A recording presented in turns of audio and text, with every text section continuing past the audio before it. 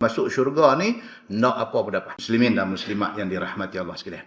Maka Allah Subhanahu wa taala sebut dalam ayat kita duk baca ni, walillazina ahsanu fi hazihi dunya hasanah waladdarul akhirati khairun wala ni'ma darul muttaqin.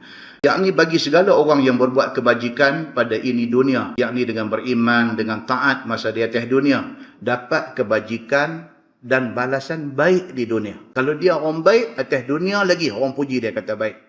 Dan bermula di negeri akhirat itu lebih baik lagi balasannya di sisi Allah. Akhirat itu saya cakap lah. Maka baginya di akhirat esok syurga.